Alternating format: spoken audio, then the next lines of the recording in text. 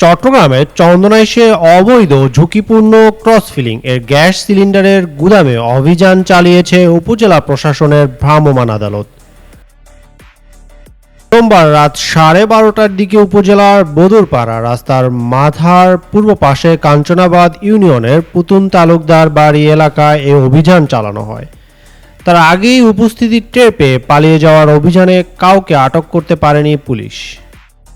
তবে ঘটনাস্থল থেকে 20টি ভরা এলপিজি গ্যাস সিলিন্ডার ও আনুমানিক 50টি খালি সিলিন্ডার এবং অবৈধ মেশিন সহ সরঞ্জাম জব্দ করা হয়। সোমবার সকাল 11:30টায় চন্দনাইশ পৌরসভা কার্যালয়ে জব্দ করা 20টি ভরা সিলিন্ডার উন্মুক্ত সরাসরি নিলামে বিক্রি করা হয়।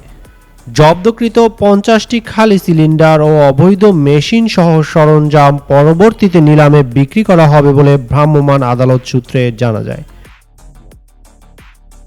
জানা গেছে, দীর্ঘদিন ধরে উপজেলার বদরপাড়া রাস্তার মাথায় পূর্ব পাশে কাঞ্চনাবাদ ইউনিয়নের 9 নং ওয়ার্ড পুতুন তালুকদার বাড়ির এলাকায় একটি গুদাম গড়ে অবৈধভাবে সিলিন্ডার গ্যাস ক্রস ফিলিং করছিল একটি অসাধু চক্র।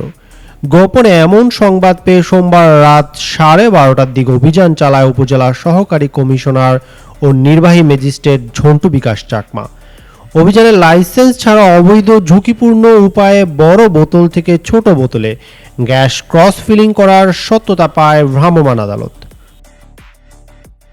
অভিযানে চন্দনাইশ থানার একদল পুলিশ ও ভূমি অফিসের কর্মচারীরা সহযোগিতা করেন। স্থানীয়রা জানান, চন্দনাইশ উপজেলার বিভিন্ন স্থানে দীর্ঘদিন ধরে লাইসেন্স ছাড়া অবৈধ ঝুঁকিপূর্ণ উপায়ে সিলিন্ডার গ্যাস অবৈধ ক্রস ফিলিং করছে বিভিন্ন ব্যবসায়ীরা।